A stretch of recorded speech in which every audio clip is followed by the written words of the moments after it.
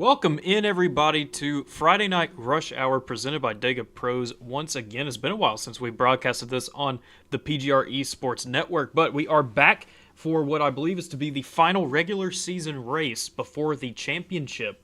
Now, we've actually got kind of a loaded slate here for y'all tonight. We've got Rush Hour here. That's just kind of the prelim to the return of Superspeedway Kings. That's going to come up in a couple of hours.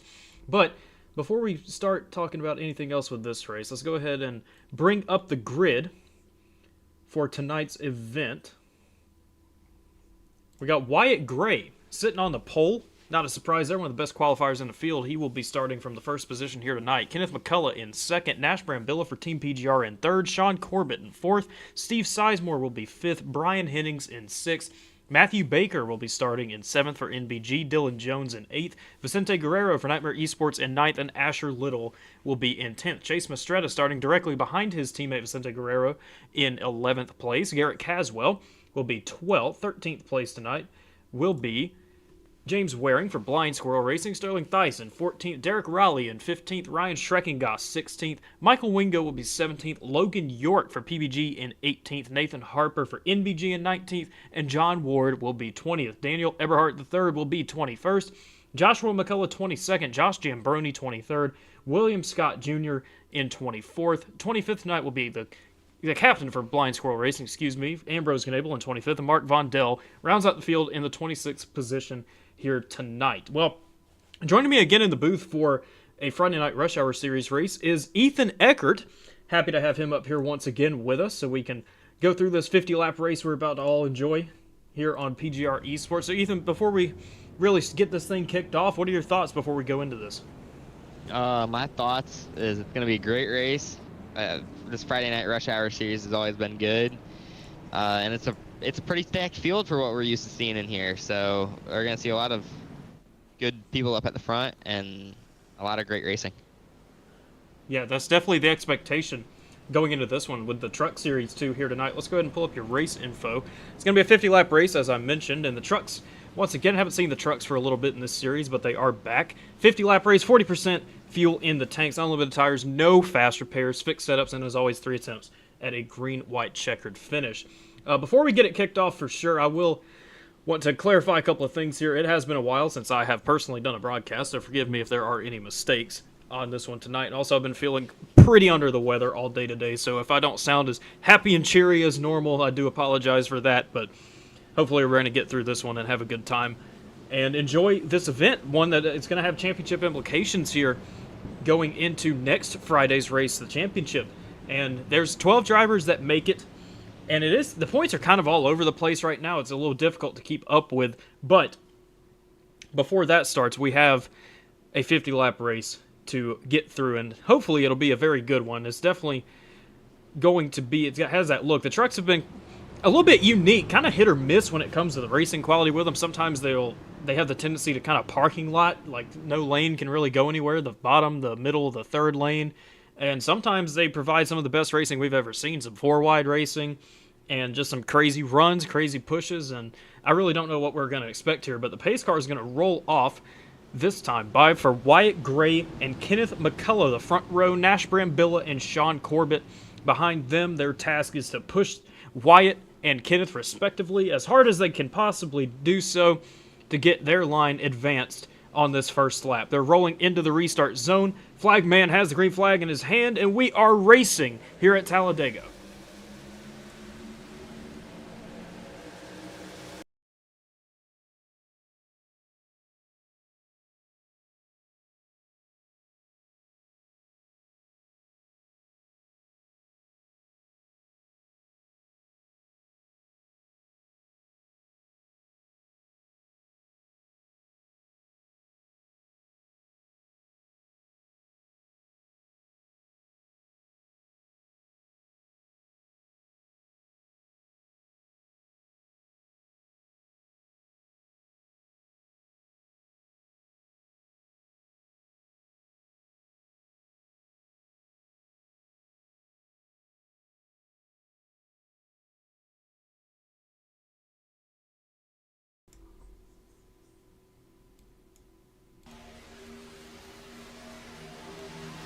Lap 1 in the books for Kenneth McCullough right here. Wyatt Gray kind of struggling to get the momentum and the push from Nash Brambilla that he needed down there on the bottom. It allowed Kenneth McCullough to clear down to the bottom lane, leaving Sean Corbett and Brian Hennings up top with Dylan Jones and Toe Asher Little as well. And what I believe to be Garrett Caswell behind. Oh, Wyatt Gray hopping down to the apron right here. Looks like he doesn't want any part of the front of the field right now, Ethan. He just wants to go to the back, maybe potentially save a little bit of his fuel.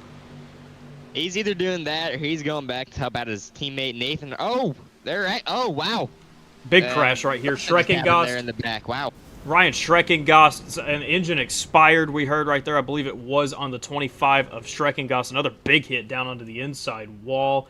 Trying to see who else might have been involved in this one. It looks like Derek Raleigh in the 17 was the first one that went sideways right there. Lap 2, an early caution right here. Michael Wingo rolling to a stop as well in the infield grass. Mark Vaudel it was either not in the session to begin with or was involved in the crash. I believe he wasn't in the session, but let's go ahead and go back and take a look at see what caused this, because that kind of caught me off guard. We were just watching Wyatt Gray right there and trying to go back to the apron, peel off, and he was almost a victim of some circumstance right here. Let's go back and see just what went wrong here for Derek Raleigh in the 17. We're going to have to back this up a little bit more. Okay, so we see Wyatt Gray in the 18 down there on the bottom. And everyone's going by him just fine, and we're single file right here. There's a checkup on the inside lane.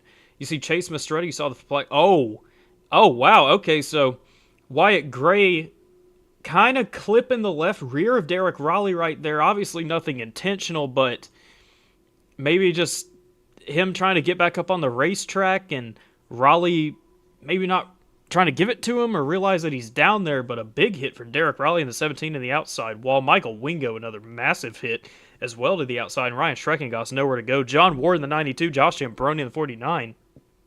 Narrowly escaping some damage in this one. There's Daniel Eberhardt in the 90 down there at the bottom of your screen. Let's get a couple more angles right here, because that's a really unique look. I wonder if we can try and pull up a better camera just so we can see who might have turned where or just what could have went wrong here. This should be a good one right here. We'll take this in slow-mo.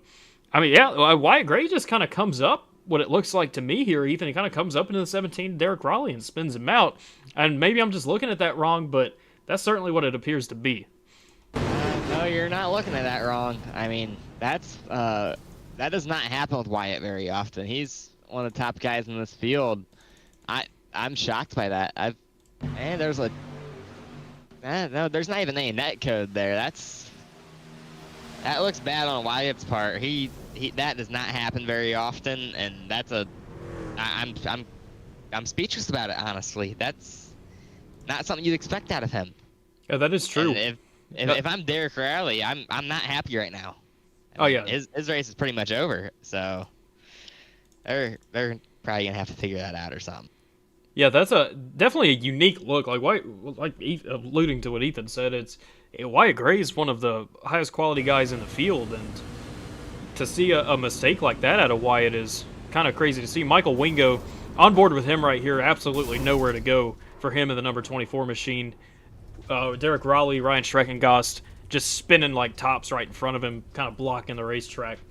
Unfortunate break for a lot of these guys right here on lap 2 as well.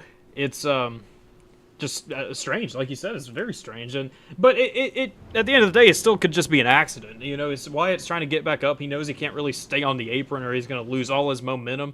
It can be kind of easy to lose the draft in these trucks if you're by yourself. You don't have any help, no momentum, and the pack starts pulling away from you. Might have been him slowing down a little bit too much when he did pull out a line on the backstretch, and it kind of caused him to panic. I need to get up. You know, who knows? We'd have to get a little bit more context from Wyatt later on if we are able to. But back live, Ambrose Knable's the leader of the race in the 04 machine for Blind Squirrel Racing. Looks like everyone else came into pit right here, and Ambrose decided to stay out and lead a few laps here tonight, so that's good for Ambrose. Following up behind him, Kenny McCullough in second. Sean Corbett will be third. Brian Hennings fourth. Nash Brambilla will be fifth. A pair of teammates right there, fourth and fifth. Steve Sizemore for R&R in sixth. Asher Little seventh. Matthew Baker back in eighth. Vicente Guerrero ninth. And Garrett Caswell will round out the top 10 here. So a new paint scheme for Ambrose up there in the number 04. And we'll see what kind of start he'll be able to get here and maybe, who knows, take control of this race. And it's definitely an early strategic call, but this is not something that we don't see out of Ambrose often. Ambrose does have a tendency. He likes to try and flip the strategy around a little bit. If they pit in front of him, hey, he wants to go to the front. It's a free ticket to the front. Why not go up there? So this is not surprising. Go ahead, Ethan. You know, I like this call by Ambrose. He started in the back. It's easy track position for him. He's up there leading now. So hopefully, and honestly, I don't see them going a full fuel run without wrecking. So I mean, it's going to work out for him, I think. It's a smart call, in my opinion. Yeah, it is a good call. The thing is, though, with DegaPros races in general, they always... John Ward, the host of these races, he does have the tendency of very much lightening the fuel load to where you'll only have somewhere around 10 to 16 laps in the tank. Like we said, the fuel tank here tonight is only 40% fuel, or full, excuse me, of fuel. So this could work out in Ambrose's favor, but he is going to be lighter on fuel than the rest of the field. And keep in mind, now that he's leading the race, he's going to be using more fuel naturally than anyone else is in the race. So time will tell. We'll see if this will end up being a good call for Ambrose, and hopefully he can stick it up there and keep his position and try and take some control of this race. But the field is back 2x2. The pace car takes that hard left turn down under the yellow line. Going to be coming to the pits this time. One caution down is kind of unique for this series. We haven't had a lot of cautions in this series by any means. And an early one right here, a little bit out of character for Friday Night Rush Hour, but we'll go back for round 2 right here. They're rolling into the restart zone very quickly at quite a pace, it looks like. Ambrose Knebel launches. He gets a good launch down there. Clears Kenneth McCullough on the outside line. Sean Corbett's not connected with him, though, and the top line is with McCullough and Hennings into one. Yeah, with Ambrose getting such a huge jump right there, that's not going to end up being good for him because he's not getting a push from Corbett. But, I mean, Corbett got to him, so that's good. It seems like the lanes are kind of even right now. Kenny's got a bit of a run, but, I mean, it's looking pretty gridlocked already, and that's not what you want to see. Yeah, it's definitely not what you want to see for the entertainment value of a race, but we do have Josh McCullough out there in the back looking to go to the third lane. No surprise out of Josh. A little bit of discombobulation going on in that outside line. That was kind of a strange look. Kenny McCullough, Brian Hennings riding a little bit high, maybe a little bit of an iffy push from Hennings to the back of Kenny McCullough. They sorted it back out, though, but a little bit of a loss of momentum for that outside line. Josh McCullough, his efforts to go to the third lane came to no avail. Nobody went with him. He ends up dropping back into line about 8 cars deep on the outside line. But on the bottom, Ambrose Knebel still holding this lead with some great pushes by Sean Corbett, Nash Brambilla in tow, as well as Asher Little. See Josh Jambroni in the back. Hop up to that outside line. Somebody else that is not scared to go to the third line. Probably a friendly for Josh McCullough right now if they both want to make up some track position. But there's going to be a strategic game here, Ethan. You know, like we said, the fuel load is very light. We're going to need to save a little bit of fuel. Saving fuel, you always want to save as much as possible. But it's always weighing that balance of track position versus fuel saving, and a lot of times those two things don't coincide, and it can cause incidents here on the racetrack. Yeah, I mean, we only have around like 16-ish laps on gas, so I think that's why we're not seeing any like the really big names as Matthew Baker, Nathan Harper, Dylan Jones, John Ward. None of those guys are really going up there trying to lead. They're more content just riding in line. The Nightmare guys, they just are sitting there on the bottom trying to save as much as they can. And Harper's going top 3. That's kind of surprising to me. And Baker goes right with him, so I might be wrong. They want to go out there and lead. They don't really care about saving. They know that they're going to be good enough on fuel, and will be able to stick with the pack on pit stops, and that's really all that matters. Yeah, 100%. Nathan Harper's teammate of Matthew Baker hopped up to the third lane with him, and they're making a great effort right now. What helps them out is that Kenny McCullough cleared down to the bottom from the middle lane, so that's one less row of cars that those two on the outside need to get past in order to hopefully take the lead of this race. Brian Hennings now is well clear, and he is going to hop down as well, so these guys are just getting out of the way of Matthew Baker and Nathan Harper. Their problem is they don't have any help up there. It's just the two of them, but on the middle lane, it's looking a little bit iffy right now. Steve Sizemore, Garrett Caswell, lots of wiggling going on. And we're going to need to watch out. Hopefully they do not cause some sort of crash that takes out Matthew Baker and Nathan Harper's efforts up there on the third lane. But where did Josh Zambroni come from in the 49? All of a sudden he's third in the middle lane. followed by Sterling Dice in the 7. From the back to the front for Josh Giambroni. An impressive run here, and that third lane is starting to die out now. Nathan Harper's temps are hot. He's going to need to cool them down, and they need someone to hop up in front, but it looks like they're just going to bail on the third lane. And you see Harper in the 22 letting his teammate Baker back in. John Ward now filing in as well behind Nathan Harper on lap 10. Yeah, I mean, just because they weren't able to get clear up there on the top, that wasn't a bad move by them. They're now lined up 6th and 7th on the top, which is not a bad spot to be in for fuel saving. So they might be able to stretch it out and run longer than these guys with these other guys in the back, which I think would be a smart move, and try to break the field more, which is always a good thing when you're in these money races. You want to, like, you want to get as few amount of cars in the front pack as you can, but still enough where you can go fast enough. And yeah. Yeah, that is definitely the goal here. And I will say, just something I've noticed only 10 laps into this race is that it seems like the outside lines are a little bit dominant here. The bottom keeps kind of falling back with guys up there. The outside lines keep feeding guys down to the bottom. Here it is, Steve Sizemore, the push from Garrett Caswell. Caswell has a look at getting clear. He's not going to be able to. Steve Sizemore to the lead into turn 1. But that outside line does look like it has a ton of momentum and a lot of speed in that second line. And we'll, you would think that would mean the third lane would have it too. And sure enough, here comes Matthew Baker, Nathan Harper, regrouping with John Ward up there in the 92 as well. I want to take a look at the weather, see what the track temp is here. It's only 66 degrees, so a cool racetrack. But something in that weather, something with the setup, something somewhere is definitely assisting these outer lines to have more momentum than the bottom line, at least what it seems like so far early on in this race. But we are almost 3 trucks clear on the bottom lane right now, so it's kind of taken over, and I don't know what could really be happening right here. It looks like not everyone, there's still 6 cars not on the bottom lane. Maybe just trying to take it a little bit easy, or maybe just not a good connection between Garrett Caswell and Josh Giambroni there in the middle. Looks like they're trying to regroup and make another push back forward, but once again the third lane just went nowhere right there. With Baker, Harper, and John Ward, 3 of the best drivers in this field, they could not make the third lane work once again. And now we start to see everyone looks like trying to single file out, except for Brian Hennings. He wants to go back up and take the lead of this one into 3. Yeah, Brian's gonna get the lead here. He's trying to manage the temps, trying to keep everyone cool, trying to make sure that third lane doesn't ever get clear. Because yeah, when both those lanes get like really hot with the pushers, that third lane will roll. And Baker and Harper, they're going to take advantage of that as much as they can, as Brian Hennings to lead that lap.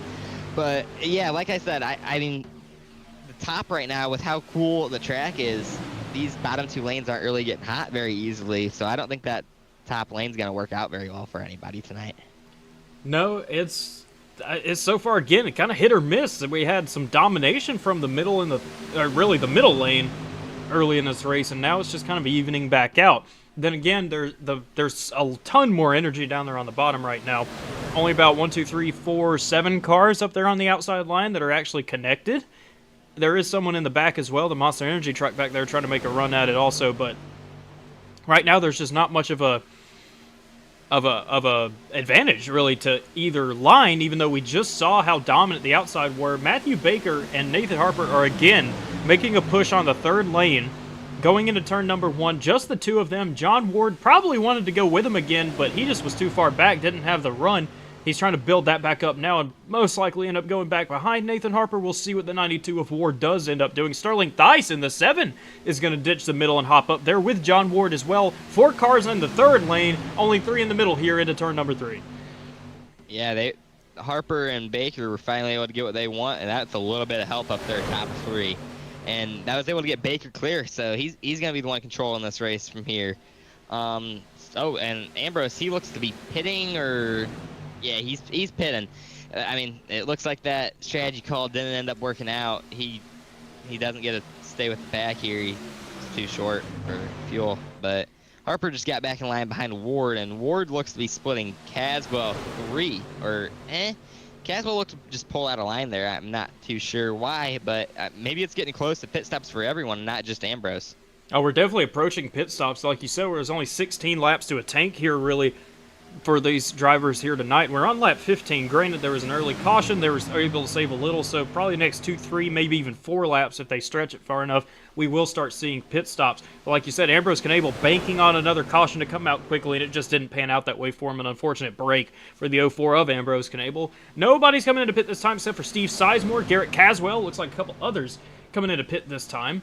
Let's take a look at them. And there's James Waring as well. Big lockup. Mark Vondell coming in as well. A group of 4 drivers here coming into the pits. Back up front, it's all Brian Hennings and John Ward that now have gotten clear of Matthew Baker, and then Nathan Harper just kind of stranded out there on the outside line.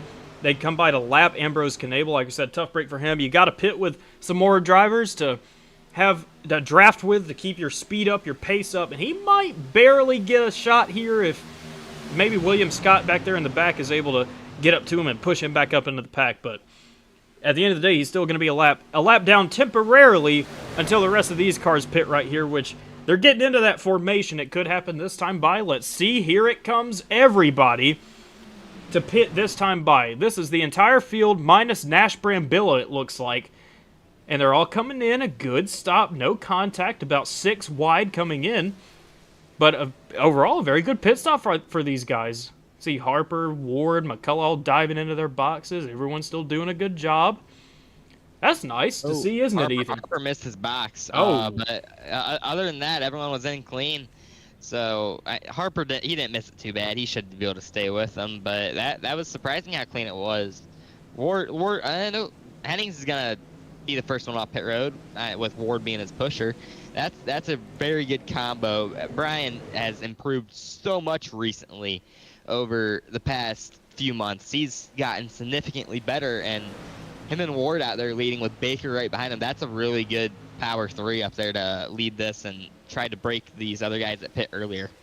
I'm glad you said that, because I think I've said this on almost every broadcast I've done, but Brian Hennings is so underrated. He's gotten a few podiums in PGR. He's always one of the guys there. He's very consistent, never causes any crashes. If he ends up with a wrecked race car, it's because he got caught up in someone else's mess. But here he is leading the race, unfortunately to the dismay of his teammate Nash Brambilla, who now pits by himself. And that is detrimental for Nash Brambilla, unless he just had an insane pit stop or pulled some sort of strategy to be able to keep up with this pack that's coming up and approaching him right now. He's going to need a lucky break just to stay here. Look at the time deltas on the leaderboard just decreasing. Here they come to pass him for the lead of the race. And it's going to be a struggle for the 23 of Brambilla down there to keep up with this single file pack. And I do say single file because now nobody's making a move except Chase Mistretta is going to try and make a move up to the top in the back. Maybe Josh Zambroni going to go with him. It looks like he will. Their other teammate Vicente Guerrero kind of lagging back here. He's currently all the way back in the 13th position, 13th in line of this pack. There's Matthew Baker hopping up as well into turn number 3. Chase Mistretta trying to go for the split on Matthew Baker. He blocks him. Chase Mistretta back down to the middle. Power move by the 8 of Mistretta. John Ward hops up in front of him out of 4. Man, that was a great move by Mistretta right there, splitting Baker. He's driving aggressive really early in this race, and that's what you want to see if you're watching this race. It makes the racing a lot more enjoyable to sit back, relax, and watch. And him and Zambroni, former teammates, they're gonna work together, and that's a good combo up on the top and the bottom. It's Harper and Baker are finally lined back up, which I wouldn't be surprised if they take a top of 3 here, because that's what they've been doing the entire race.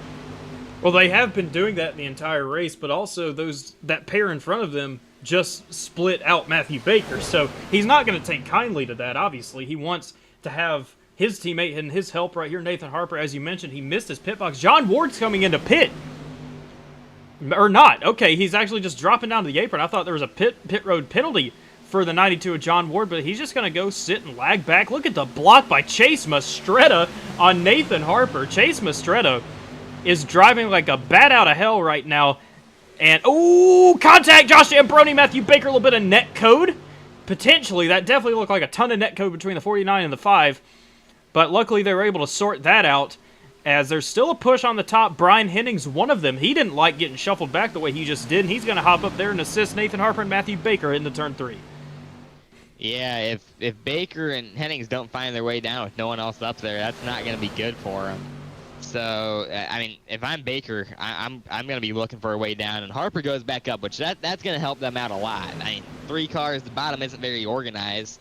They don't have many all hooked up there, which is gonna help Baker and Harper and Hennings too. He's right now out of that top 3. I wouldn't want to be the last one up there because they're both teammates in front of me, and they're gonna, if they have the opportunity to both clear down, they're going to, and that's gonna leave Brian a really bad spot. He's gonna probably have a spot behind Asher Little if he wants it, because there's a pretty big gap back there. But I mean, Baker and Harper might get clear right here. It's gonna be close. Yeah, just Harper gonna be able to get clear into turn number 3. I'm glad you mentioned Asher Little. That's a sneaky pick. Almost any money race that we go into now, Asher Little, that kid's good. He just kind of showed up and was automatically challenging the likes of, like Garrett Mays, Daniel Falkingham, Cody Nagels when it comes to qualifying times. But, qualifying's one thing, right? You got to race to be good at this. Well, he is. He's great at it. He has had so many chances to win a ton of these races. He's one of the guys that came in through John Ward's pot races that he does during the day. And here he is, no surprise to me, that 01 Sundrop machine hanging on to the back of this pack with some of the best in this field. And right now, it's still just those 3 trucks up top. Nathan Harper's trying to control these lanes. He's obviously trying to assist his teammate Matthew Baker because he knows there's only 2 trucks up there. Matthew Baker's only help is the 74 Brian Hennings up there. Nobody else wants to go up there. They're still sitting back saving their fuel. As you can see, this single file line, Chase Mastretta going to get a look at going up, and he's actually going to trust Matthew Baker to give him the push here. I was kind of expecting if Chase did get up that Baker would just split him again, but Baker didn't have his help of Nathan Harper behind him that time, so probably not a good decision. And a good decision for him to just push the 8 of Mastretta back to the lead here on lap number 23. I will point out as well, a couple of updates on some guys in the back. Back of this pack right now, there's Daniel Eberhardt, Dylan Jones, the 2 teammates working together right there. Sean Corbett in tow. Wyatt Gray, the cause of the first caution of this race, and only caution of this race so far, tagging along at the back of this thing. Looks like D3 and Dylan, they're trying to make a move up to the front. They're going to split Steve Sizemore.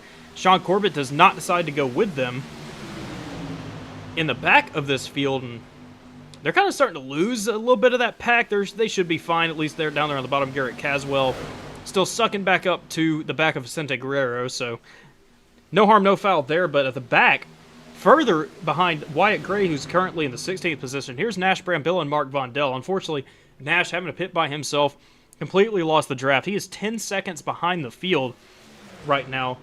Mark Vondell is a lapped car. He is 1 lap down in this race. The next car for possession behind Brambilla will be Sterling Thies and William Scott, 2 more drivers that ended up losing the pack on that first set of green flag pit stops. You have Ambrose Knable, James Waring working together right here, and of course Mark Vondell with Nash Brambilla. But back at the front is Chase Mastretta and Nathan Harper again. Or I shouldn't say again, it's still them up here. But here comes the push from everybody else. Oh, Chase Mastretta just blinked out at the front of the field. Unfortunately, that's a common occurrence for Chase Mastretta.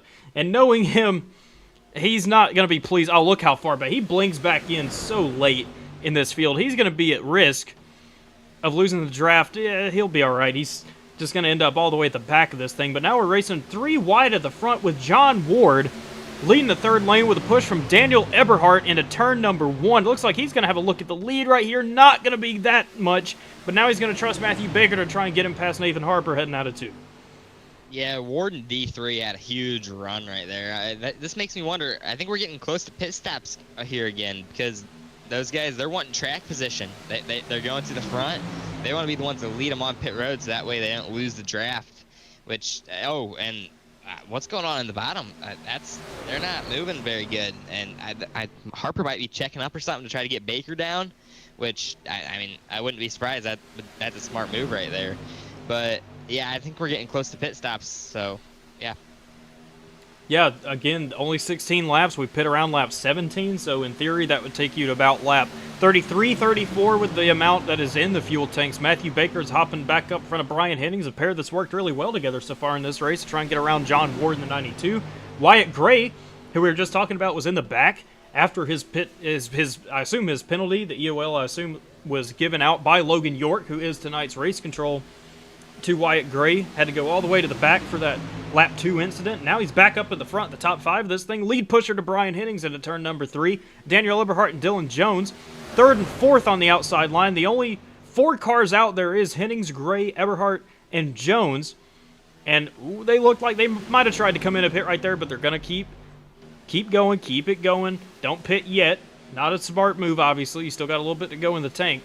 But when it comes to a strategic sort of deal, we do have, I would assume, at least 2 more pit stops in this race. I doubt they would be able to stretch it all the way on one tank. And if they do, it's going to be really, really close. So we do have a few more laps to go. Go ahead, Ethan. I'm sorry. Sorry about that. Yeah, it's definitely gonna be 2, maybe even 3 stops. They're like when they're green the entire time, they're getting around 11 laps to the tank, which man, that's a small tank. Yeah, so they're gonna be pitting this lap. It's looking like their last pit stop was on lap 16. It's 27. That's 11 laps there. So let's see. Does Baker lead them down? No, he doesn't. They're gonna be pitting next lap. There's Garrett Caswell and Steve Sizemore. They're pitting again back there in the back. Man, I'm surprised they didn't pit there. They're going longer than they did last time, which is a good sign. So Baker, he's gonna lead him down this time for sure. Ward's calling out over the radio right now that he's pitting. So they're all gonna be pitting this time. Yeah, you see everyone single file back out throughout the entire front of this pack, all single file, and we will be expecting them to come in and pit this time by. If John Ward is saying he needs to, and he went back and saved some fuel back there in the back, you know the rest of these guys up front will. So let's get ready for this pit stop right here. Let's change the camera, hopefully get a good one. When they all come down, here comes the cavalry all into pit road. Hopefully they're going to be okay. D3, Dylan Jones, stay out. They're going to need to make some pace out there, just the 2 of them by themselves. But everyone gets in cleanly. That's great news. Once again, a very good, clean green flag pit stop by the field here tonight. John Ward sliding into his box. Nathan Harper almost missed his box again, but it looks like he did not. He got in safely. Oh, Sean Corbett getting a wild entry into his box. I thought he missed it too, but was just flying in there, drifting it into his box. Here comes everyone out. Matthew Baker going to be leading this pack back out of the pit lane. John Ward going to be second, Nathan Harper third, Asher Little in fourth. So basically the same order we had beforehand coming back out onto the racetrack this time. So back here, here's D3 and Dylan Jones coming into pit. A wide entry from Dylan Jones, the number 20. Clean entries for them. Of course, there's only 2 of them at the end of the day. They're going to need to make some pace, though. Hopefully they made a lot of pace out there in that one lap where it was just the 2 of them out there by themselves. But we'll check back in on this pack. A little bit of a 5-truck breakaway right here, back to Wyatt Gray in the 18. Here's Josh McCullough, Brian Hennings, Josh Ambroni, Vicente Guerrero, and Kenneth McCullough catching back up. They're going to be fine as well. Steve Sizemore is the next lead lap car back here, but he has James Waring and Ambrose Knable in front of him. Those are 2 lapped cars, and then Garrett Caswell behind. Chase Mistretta's losing this pack. So a guy that was just leading a few laps ago at danger of losing this pack. He's still in it for now, but he just doesn't have any help behind him. And we'll see if Chase is able to stick on to it, but right now it does not look good for the 8 of Mistretta. Back up front, Matthew Baker, John Ward, Nathan Harper still. There's D3 and Dylan Jones filing back in. Pretty far back, honestly, in this pack. And this right here might just be what Chase Mistretta needs. He needs these guys who are running at a slower pace, and so they can kind of bridge him back up to the field. I don't know. It's going to be close for Mistretta. We'll have to keep an eye on that. But now we're double wide up front. Josh McCullough to the lead out of turn 4. Yeah, it's going to be really close for Mistretta. It's not looking like he's going to get it. And, I mean, honestly, D3 and Dylan Jones, they've got it. But, yeah, Chase, I wonder what happened on his pit stop there. Did he slide his box or something? Because something obviously did not go the way he wanted it to, because he's no longer in the draft. I mean, he did come on and dead last of the pack, but that's not something you usually see out of Chase. I mean, he's usually good on pit stops. I wonder what happened. He must have made some sort of mistake or something along those lines, but that don't happen very often. So there's mistakes out of all the big names for tonight. It's kind of impressive. Well, yeah, you talk about Chase. He's one of the most aggressive when it comes to entering pit road. He waits till the very last second to apply the brakes and usually always makes it work.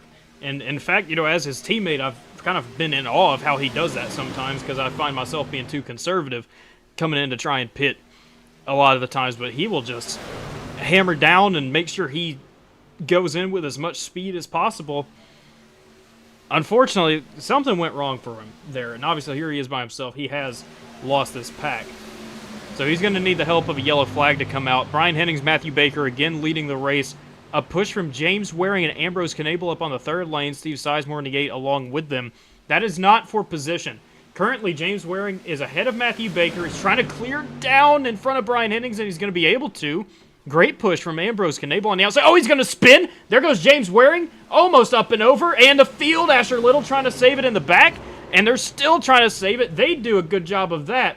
But here's James Waring who contacts the inside wall and will now come back into pit. So what looked like a great move by James Waring to get his lap back the old-fashioned way ends up with him into the fence. But now it's Ambrose Knable, the leader of the race. That bottom line stacking up big time. Steve Sizemore, currently the leader of the race, with Brian Hennings stuck behind the lap machine of Ambrose Knable. Steve Sizemore to the lead with a push from Josh Jambroni heading into turn number 3. Yeah, Ambrose was really hoping that was a caution, but we only had 1 or 2 guys spinning, so it wasn't. If it was, Ambrose would be right back on the lead lap, which, I mean, that's really too bad for him. I would have liked to see the yellow fly, and Ambrose would have got back up there. Who knows? He might throw some more strategy in there if he does. But right now, Ambrose is really hoping and praying for a yellow. If there's a yellow that flies right now, he's right back on the lead lap. Not even from the lucky dog. He races way back on there, which we don't see very often. No, we don't see that often, but like you say, currently he's on the lead lap at this point in time. Now he's not, because Steve Sizemore just barely passes him right there. But if he stays down there at the bottom line, Brian Hennings manages to keep his temperatures, he's going to have a look at it. But look at John Ward, Dylan Jones, and D3 up on the top lane. I was about to point this out as well. Those three, including Asher Little, who, if we see out of this corner right here, if he's going to be able to stick with the pack, Asher Little's going to lose this pack probably as well. They were involved in all that mess that just happened a couple laps ago with James Waring off the nose of Matthew Baker. Asher Little's now lost the draft because of that. We saw him trying to save his car, and the run, John Ward, Dylan Jones, D3, they were all losing it too, but those three linked together with a crazy run, take it up to the third lane, and end up pushing John Ward to the lead of the race, with Ambrose Knable now trapped behind him, going to be a lap down. But look at the push on the top from Josh Jambroni to Steve Sizemore. Vicente Guerrero in tow as well. Jambroni going kind of high right there, maybe trying to get some temperatures, not really sure what's going on right there, but that's going to stack up that outside line big time. But now it's Steve Sizemore to the lead of the race with 16 laps to go. The field's coming out of turn 4. Yeah, we're down to a 12-car lead pack, and I mean, the race winner is probably going to come from these 12. These 12 are the best of the best. I mean, except Chase, he should be up here with them.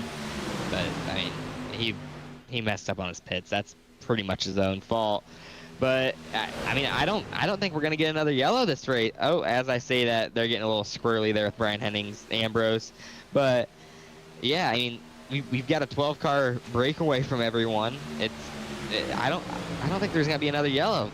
12 cars ain't enough really to have a wreck, in my opinion. But they are racing really hard, so it wouldn't be too out of the picture yet. But I think it's going to be good here between these 12. They're probably going to lose 1 or 2 more on pit stops, so we'll see how many we have here for the final run coming up in a few laps. Yeah, you know, in theory, you shouldn't wreck with a 12-car pack, but it's extremely possible. It is nowhere near outside the realm of possibility for that to happen, especially when we start coming towards the end of this thing. Now, keep in mind, there's still a pit stop to go in this thing, so this pack could get whittled down to something even under 10 cars. We don't know yet. We'll have to wait and see. Josh Jambroni is now clear. He's the leader of the race. Vicente Guerrero leading the outside line with a push from Matthew Baker. And Daniel Eberhardt and Dylan Jones, who have now filed in 3rd and 4th once again on that outside line. Nathan Harper all the way back 5th on the outside, about in the 9th position right now. 8th or 9th. It's kind of confusing with Ambrose Knable up there. But for Ambrose, you know, this is kind of working out too. Because in iRacing, if you have an incident point, let's say you're the first car lap down, you have an incident point, that's a problem because it thinks you were in the crash that happened and it's not going to give you your lucky dog because of that. So if he's up here leading the race and getting pushes from cars, obviously he's going to get 0x incident points for that. Now he's about 5th in the pack, so if there's a crash and he avoids it, this probably works out better for Ambrose. Down there about 4th now, or was 5th, now 4th on the bottom line. We'll see what happens. Oh, there it is! Josh Ambroni hooked by Steve Sizemore into Matthew Baker, but they saved it. What a save by the field. Josh Ambroni was just facing the outside wall head on, and they were all able to collect themselves and save it. Almost foreshadowing right there, I guess, we almost just had. But now that's kind of scattered everybody around now. It's just Daniel Eberhardt and Dylan Jones, and Nathan Harper's going to hop up there to try and assist that outside line. Steve Sizemore taking a look at it, but he's not going to actually go up. Maybe Josh Ambroni will. Who knows? He might just be content to sit down there on the bottom after what just happened to him. But what a save by the field there, Ethan. Yeah, with that happening, it looks like we might have lost 2 more cars. Both of McCall, the father and son, Josh and Kenny.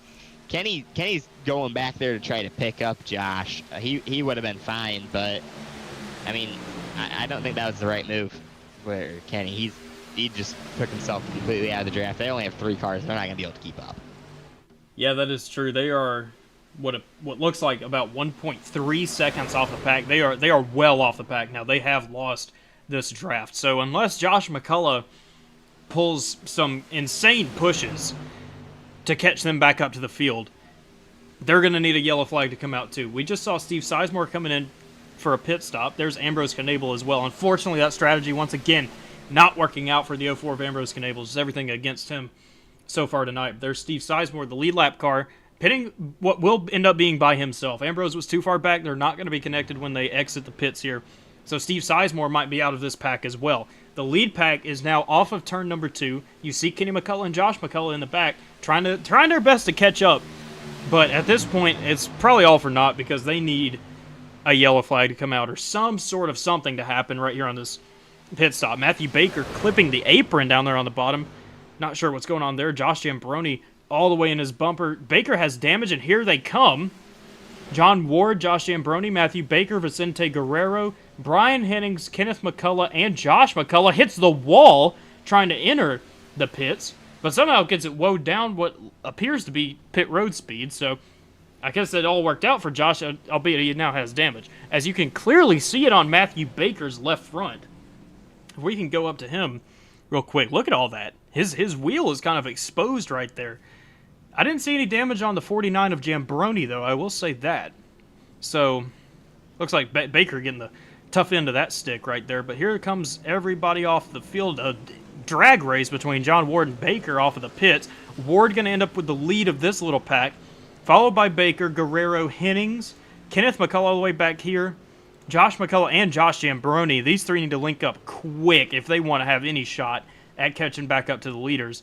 And here comes the rest of the field. Daniel Eberhardt, Dylan Jones, Nathan Harper, and Wyatt Gray. 4 drivers that stayed out that time.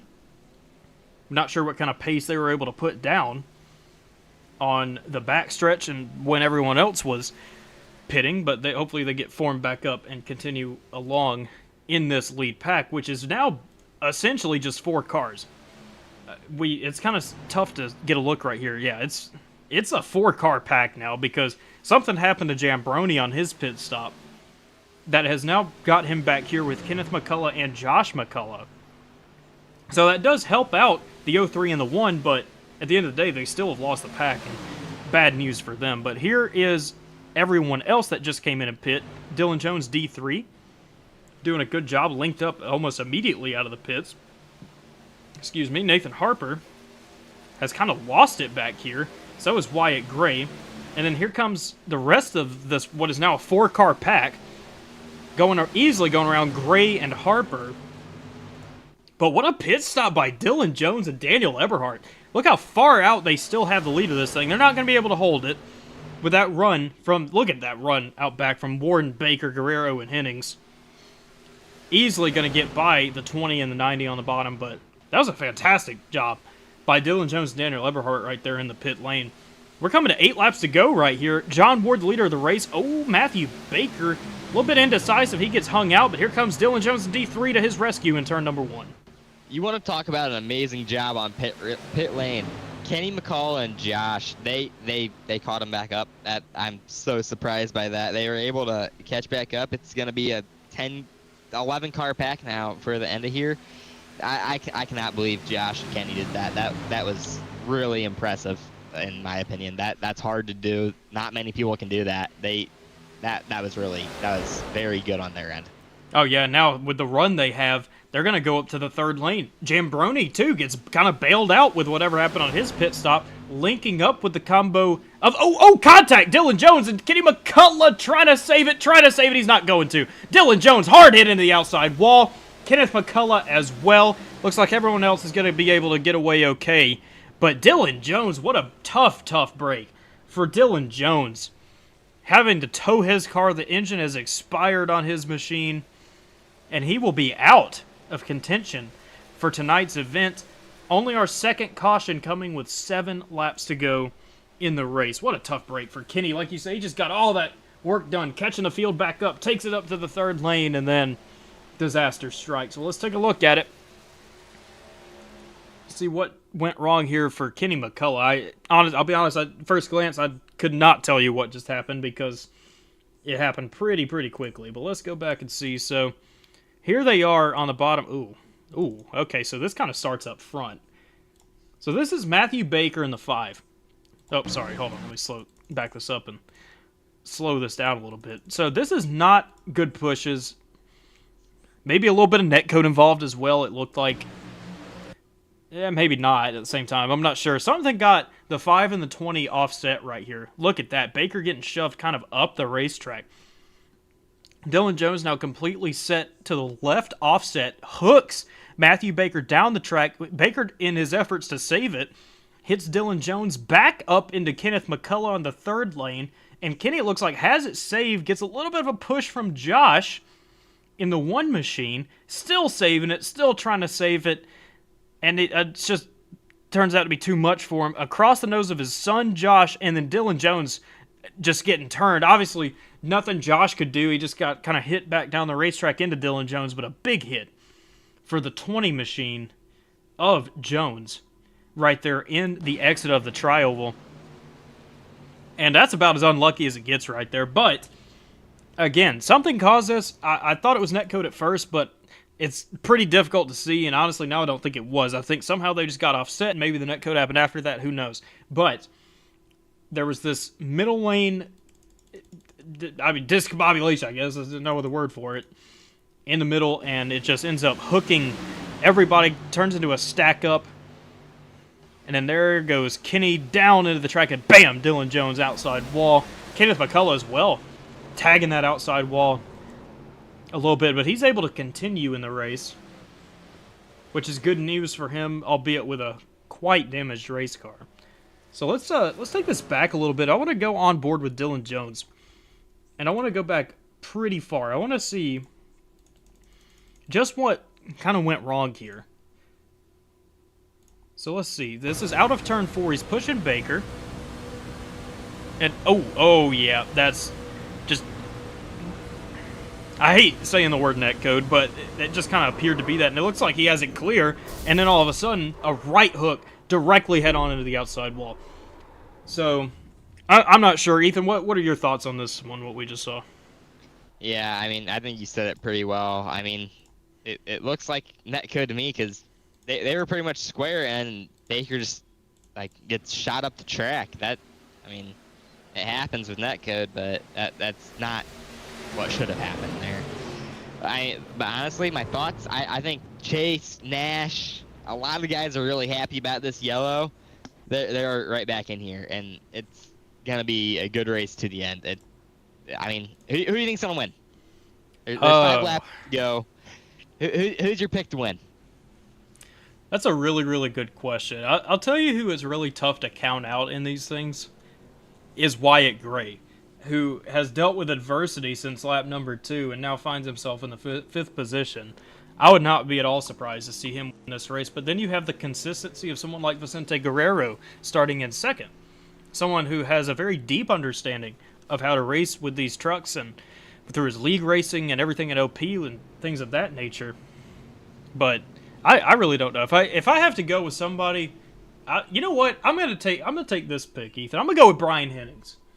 I think Brian is gonna come through and win this race. Who do you think's gonna win? You know, we're picking people that have both greatly improved recently. I like Sean Corbett. He's been really good recently. He he had a good shot to win an R&R a few days ago, and his car was just too damaged. But I like the spot Sean Corbett's in. He's gonna have a good shot in my opinion. He knows what he's doing here at the end of these races, and he's greatly improved lately. I think we're gonna finally see that pay off with a win. That would be a win for the ages in my book.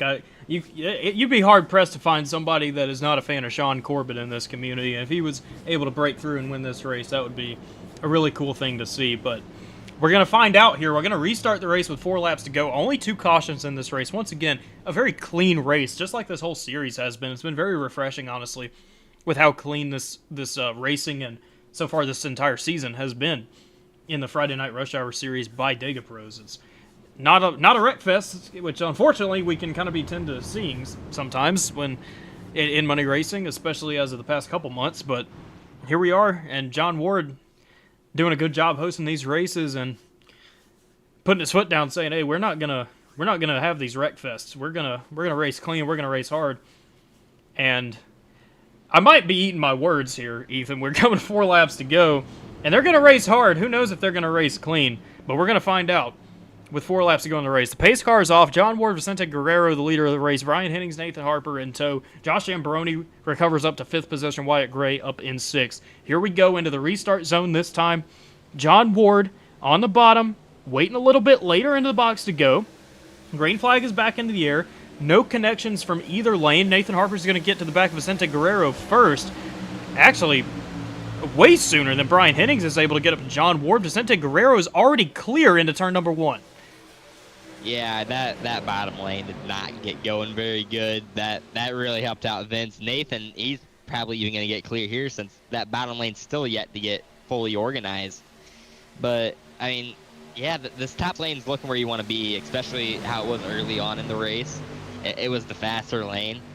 I like where Josh Ambroni sits now, and Harper, he's in a good spot too. Really, the top lane is where I would put myself in. I don't want to be on the bottom right now. Oh, contact. Guerrero and Harper, a little bit of a bad push. Oh, John Ward. The pushes he's given to Vicente Guerrero, Vince's truck does not like right now. It's sending him all sorts of sideways. Now that's going to stack that bottom lane up even more. Harper's going to lead with 3 laps to go. Not going to be clear, though, of Vicente Guerrero into turn number 1. And now we have pretty tight packs right here, or lines, I should say, the bottom and the top. Here goes Nash Brambell and Matthew Baker up to the top side. That's a combination to watch out for.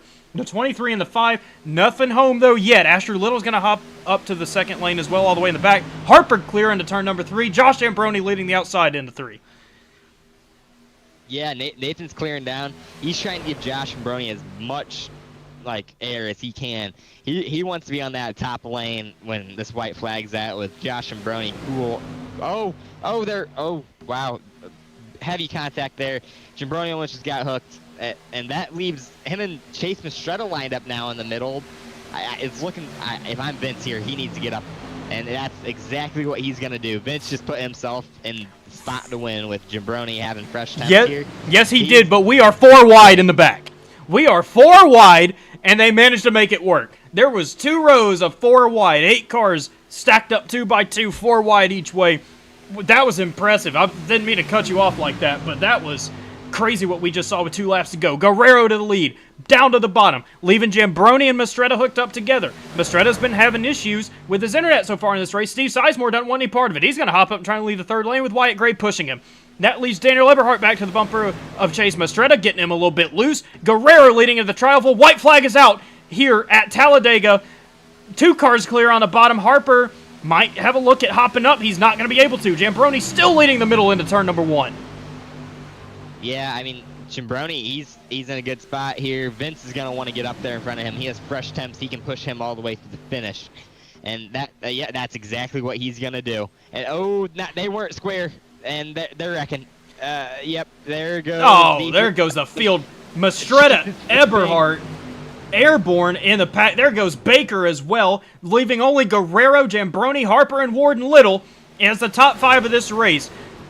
Nathan Harper, the shove on the bottom from Nathan Harper. Josh Jambroni trying to get connected with Vicente Guerrero. Probably going to be too little too late. Oh, contact. Ward and Guerrero. Guerrero might have a look at the lead here. Here he goes. Jambroni shoving him. Here comes Vicente Guerrero. John Ward blocking. He hooks him. Vicente Guerrero wins the race here at Talladega when it looked like it was all over for him on the backstretch. He ends up the winner of tonight's race in a wild finish. Coming to the line, the number 14 Budweiser machine for Nightmare Esports. Your winner here tonight in the final regular season race of Friday Night Rush Hour. John Ward comes home in the 2nd position tonight. And Nathan Harper looked like he had it 1 out of turn 4. Does not win the race. Josh Ambroni 4th, Josh McCullough in 5th. What a finish we just had. That was chaotic. That was absolutely wild. We need to go back and see if we can get a good look at this finish we just had right here. Let's back this up as Vince is going to roll around and do his burnouts.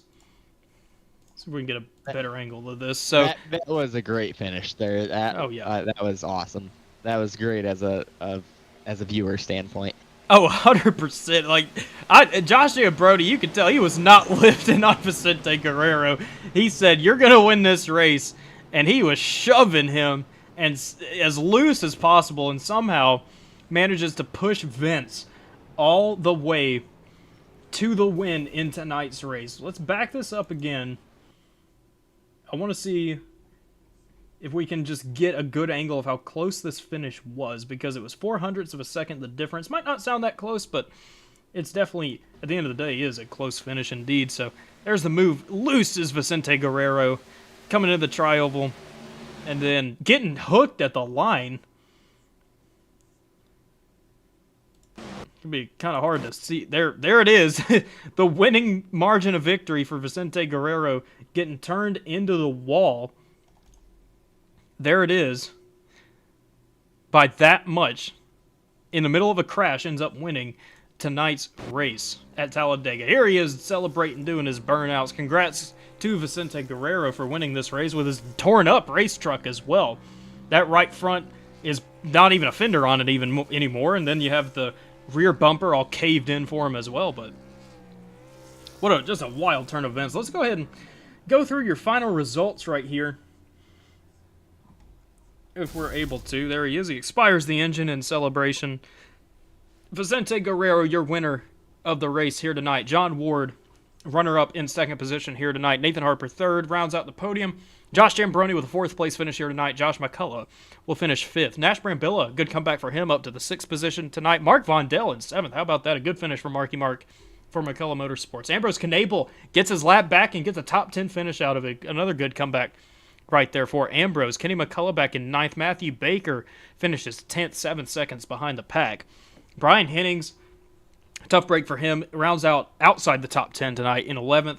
Wyatt Gray in 12th. Daniel Eberhardt in 13th. Garrett Caswell 14th. Sean Corbett 15th. Chase Mastretta 16th. Steve Sizemore in 17th. And Asher Little will finish in the 18th position tonight. 19th place will be Sterling Thies. William Scott in 20th. James Waring 21st. Dylan Jones, another tough break for him, in 22nd. Derek Raleigh 23rd. Ryan Schreckengoss 24th. And Michael Wingo rounds out tonight's field in the 25th position. So stick with us real quick. We're going to go grab your top 3 finishers for interviews, and we will be right back from Talladega.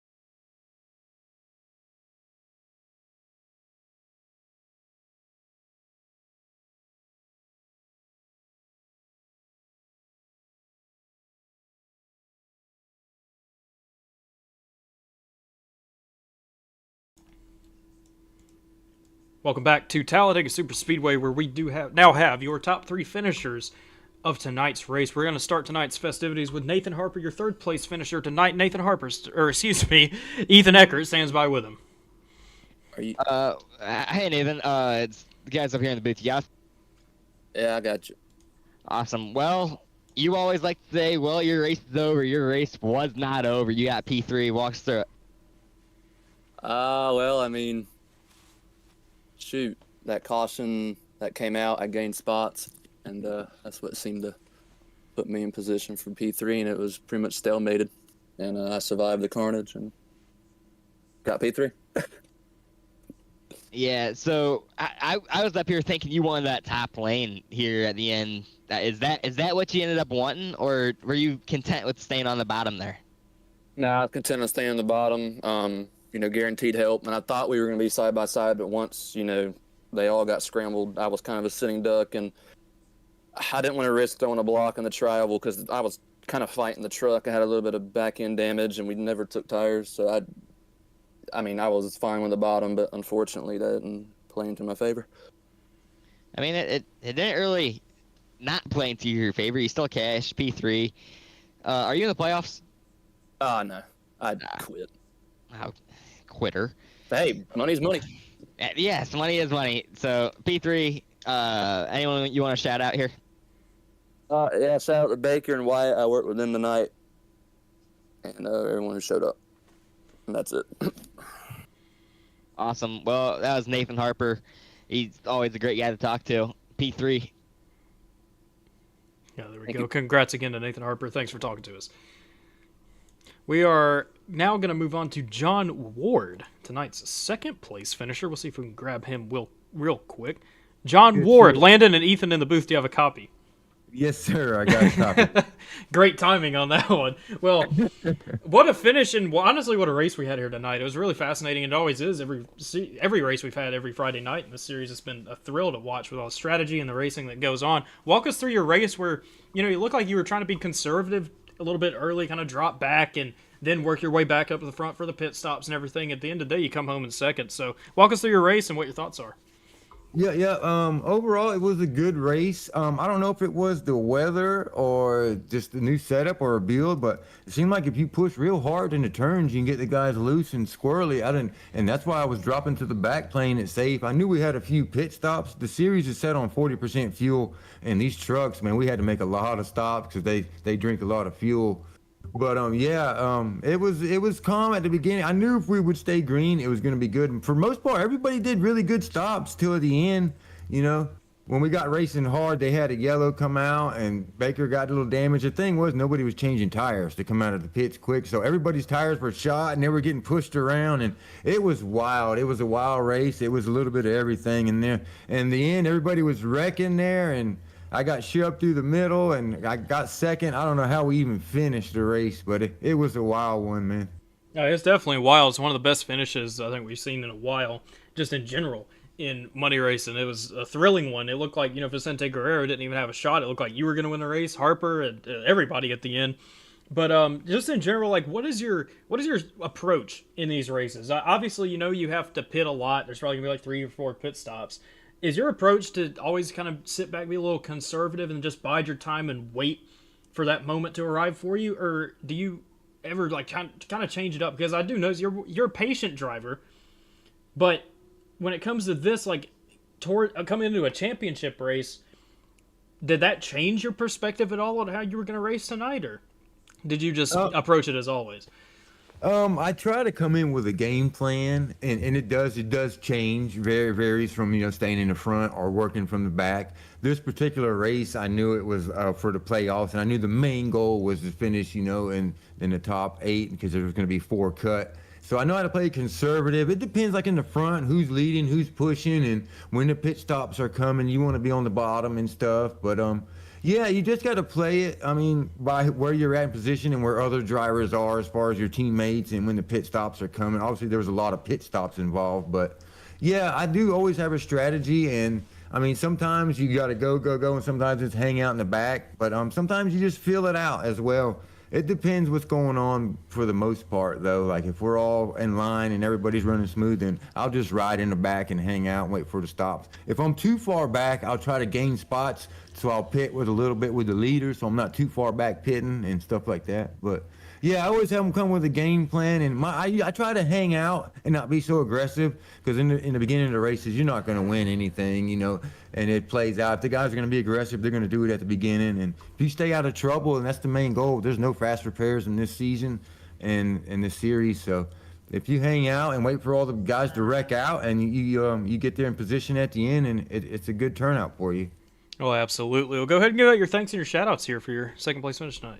Yeah, I want to thank PGR Broadcast, you for doing the broadcasts and all. It makes the race so much better, and people want to get in there and race hard just for the broadcast. So I want to thank you for that. I want to thank DegaPros in the community, everybody a part of that who comes out and races, and just for iRacing in general. We know we got some more races going on tonight, and I hope everybody stays watching. And you guys do a good job. Oh, we appreciate that. Congrats again here tonight on your finish. Thank you. Thanks to BB too. I want to give him a shout out. He always does a good job for me. Oh, absolutely. Well, that is John Ward, tonight's second place finisher here tonight. And now we will move on to the winner of tonight's race, the number 14 Budweiser machine, Vicente Guerrero. Vince, Landon, and Ethan in the booth. Do you have a copy? Hey, what's up? There he is, tonight's winner of the race. When, you know, you're always one of those kind of quiet guys. That's what always gets me. When you always find your way at the front, it seems like no matter what, end up winning these things. It's like, I believe it's your second win in this series so far this season, and your approach when it comes to the conservatism and kind of biding your time and everything, it pays off once again as you come home as the winner of tonight's race. Walk us through your race in general and just how it went for you here tonight. It went as planned. I finished first, so yeah, that was good. During the race, you know, there's no urgency, you know, it's a 50 lap race, so I just hang out kind of like towards the back or mid, depending on, you know, different times of that race and the situation that I'm looking at in front. If it looks racy or not, then, you know, it just depends. But yeah, I pretty much just take it easy towards the back, and then when it's time to go is when we get those green flag pits, and I just got to nail those pit stops and stay close to those leaders, stay with them, and be there for the striking and take it for the win. So today it felt like it should, you know, like I like it to, and I come out home with the victory. Oh, yeah, 100%. And I want to ask you on the exit of turn 2 on the last lap of the race. What were your thoughts? I mean, did you think it was over right then and there, or were you well in control of the situation? Yeah, I thought that was a whole lot of Nepresta. I'm all like, man, did I get it? I wasn't certain because I was getting turned and I was getting towards the wall, and whenever you get sideways coming to the line, when as close it was, you know, between 3-4 cars, you know, you think you might win, and you think, you know, you scrubbing off time at that. But luckily, it was close enough to the start-finish line where I just took it. Yeah, there you go. Definitely worked out for you in the end. Go ahead and give out your thanks and your shout-outs here tonight. Yeah, I want to thank Chase and Josh for racing with me in Discord, and Team Nightmare eSports. And I also want to give a huge shout-out to my wife, my family here, and also my mom and dad out in Arizona. Well, there we go. Tonight's winner, Vicente Guerrero. Congrats again. Go celebrate. Thank you. Well, there we go, Ethan. I mean, what a race, honestly, start to finish. You know, you kind of had a little bit of everything as always. You know, you got the little bit, looks a little racy at the beginning of the race, and then a pit stop happens, maybe an early yellow, and then everyone calms down. We have the single file, and then the craziness begins, and we get one of the wildest finishes we've seen in a while. So what were your thoughts about our entire race here tonight? Yeah, like you said, there's a bit of everything. A lot of aggressive racing up at the front, and a lot of just relaxed, just make it to the end guys, just chilling in the back, trying to save as much gas as they can, since we have such small fuel tanks here in the Rush Hour series. But, I mean, I really enjoyed it. The finish was great. It was a ton of fun to call it. So, I mean, Ward always puts on these great races Friday nights. It's always a blast just to sit back, relax, and watch it, and hang out with you up here in the booth.